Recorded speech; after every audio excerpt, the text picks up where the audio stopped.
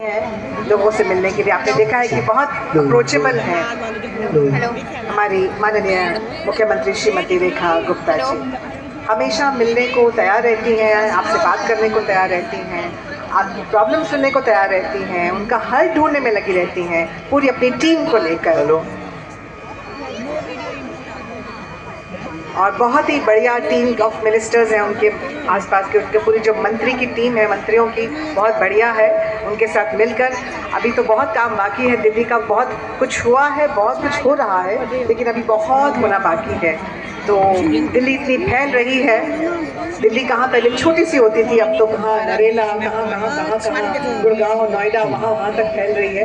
तो इसे संभालने के लिए वाकई हमें बहुत ही यशस्वी नेतृत्व की ज़रूरत थी, और हम सब बहुत ही हमारा सौभाग्य है कि हमारे इस क्षेत्र दिल्ली क्षेत्र की नेतृत्व कर रही हैं श्रीमती रेखा गुप्ता जी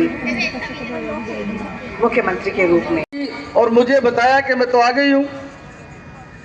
मैं बिंदापुर में था तो भागता दौड़ता मैं भी आया। तो क्या चाहिए, उस समय तो पार्क ही सामने था। मैंने कहा बहन जी पार्क तो बना दो। तो जैसे कहा उन्होंने कि पार्क नहीं, पार्क के साथ साथ बहुत कुछ और भी मिलेगा। ताली तो बजा लो भले आदमियों। यही तो दिक्कत है। मुझे बहन जी कह रही थी जब मैं बुक्का दे रहा था तो उन्होंने कहा कि अरे पवन जी तू तो ऐसा कैसा रह गया, उसके चेहरे की तरफ मुंह तो कर ले जहाँ फोटो खींच रही है। हम तो सारे ऐसे ही हैं, लेकिन हमारे मन की अंतर कहने की जो भावनाएं हैं उन भावनाओं में एक आशा और विश्वास छुपा हुआ है। आपने 20 साल एक व्यक्ति को झेला, 10 साल फिर एक व्यक्ति को झेला आपने, लेकिन झेलते ही गए।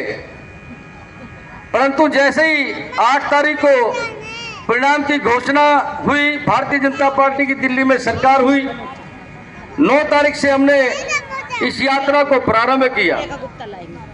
लेकिन जब कोई सुनता नहीं था तो कोई सुनाता भी नहीं था।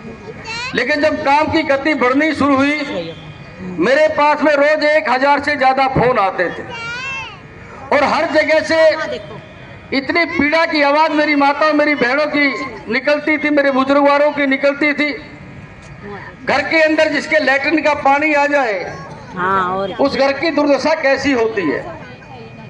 जिस रास्ते से आप चल रहे हो उन रास्तों के हालात ऐसे हो कि चल ना पाए, आदमी गिर जाए, वो कैसे जीवन व्यतीत करते होंगे। लेकिन 10 साल में किसी प्रकार का विचार नहीं हुआ, किसी प्रकार का मंथन नहीं हुआ। लेकिन एक बार मैं प्रवेश जी के साथ तो जाता ही रहता हूँ। हमारे माननीय मंत्री हमेशा यही कहते हैं कि चिंता करने की जरूरत नहीं है। तो मैं माननीय मुख्यमंत्री जी ने स्वयं मुझे बुलाया। मुझे लगा कि मैं काम अच्छा करूं, शायद मुझे शाबाश देने के लिए बुलाया है।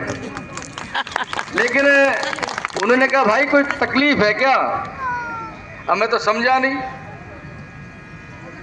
तो उन्होंने कहा कि ना कुछ, तो उन्होंने कहा कि थोड़ा दिक्कत है वहाँ। तो मैंने कहा बहन जी जो काम करता है दिक्कत तो उसके सामने आती है, फिर दिक्कत कैसी आएगी? जो चाहिए तू वहाँ ले जा मेरे से।